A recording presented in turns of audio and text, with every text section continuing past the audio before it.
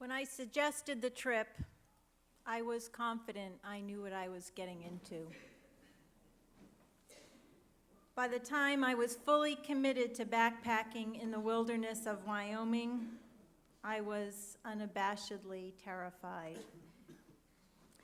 At least I knew the family leading the trip, friends from church, would take good care of me and my family.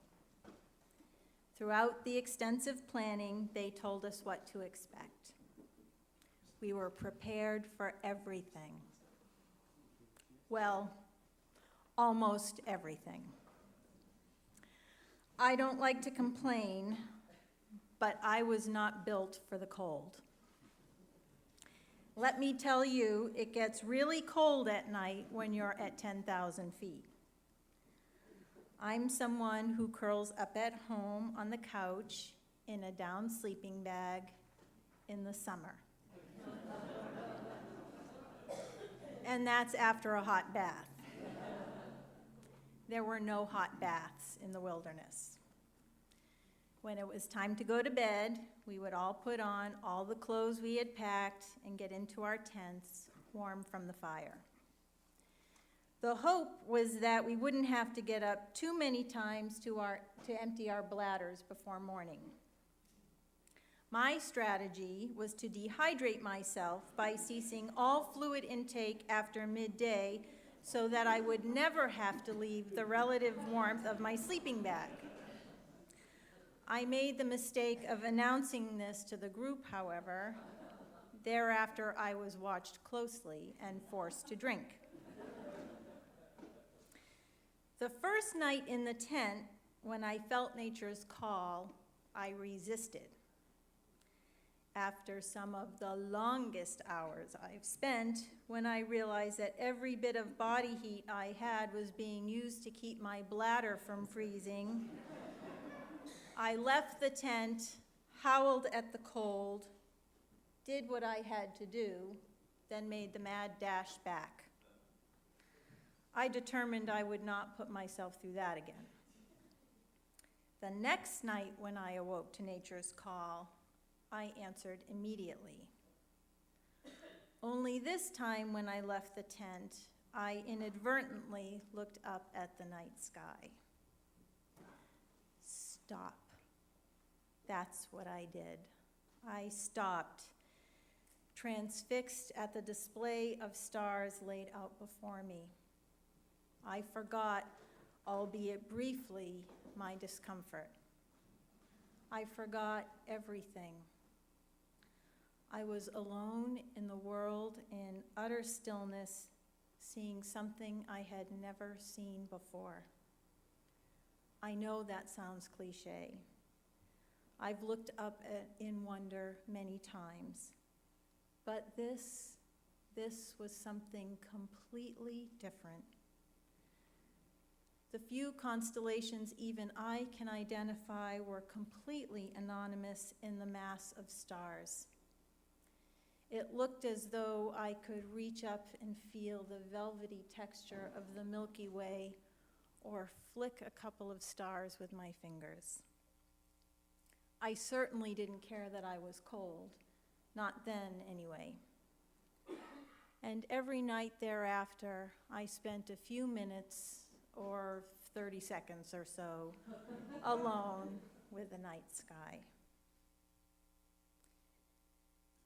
One of the wonders of beauty is its ability to surprise us.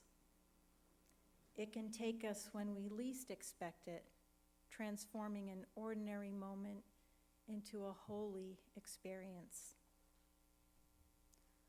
What is beauty? Because it's so difficult to define, I'd like to think of it in terms of what it inspires. It's what enters our senses and inspires awe, creativity, humility, tenderness, love. Beauty can open our minds and eyes to things we simply were not seeing. It prompts us to realize our full human potential. Irish theologian John O'Donohue writes, Beauty touches and renews our hope when it takes us out of the grid of ordinary time and brings us to another place, a place where history ceases and the weight of memory relents, a place ever ancient and ever new. For a while, our hearts become young again, inspired with new vision and new possibility. I've looked up at the sky and felt awe at the celestial display many times, but I have never been struck by it as I was by that night in Wyoming. Removed as I was from the concerns of my daily life, looking as I was in a different way. I don't know if it was what I saw or how I was looking that did it, but something took me out of the grid of ordinary time, bringing me to that place ever ancient and ever new. The smallness of my physical discomfort fell away, and even in the solitude of that moment, I felt a very real connection with the universe. We experience beauty in so many forms, both natural and of our own making. Unitarian Universalist poet and memoirist Iris Hardin, whose poem we heard earlier, speaks to the power of nature's beauty. She writes, "If one looks long enough at almost anything, looks with absolute attention at a flower, a stone, the bark of a tree, grass, snow, a cloud, something like revelation takes place. Something is given, and perhaps that something is always a reality outside the self." She continues, "We are aware of God only when we cease to be aware of ourselves, not in the negative sense of denying the self, but in the sense of losing self in admiration and joy. That experience of losing ourselves in beauty comes not only in the natural world. I've shared the experience with many of you in this very room on an ordinary Sunday. It's not unusual for people in this congregation to talk about its music ministry.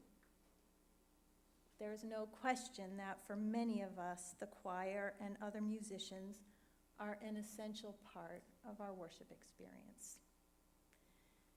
The music they give us brings us shared joy and comforts us in our pain. The voices and instruments that fill our sanctuary have the power to pull us out of ourselves. How often have you rushed in for the service, full of the concerns of the day, only to find yourself fully present in the moment by the time the last note of the introit is lingering in the sanctuary? Have you ever felt the weight of the silence created by our collective wonder at the end of the choir's anthem? Iris Hardin goes on to say, "If you are a writer or an artist, it is work that fulfills and makes you come into wholeness, and that goes on through a lifetime.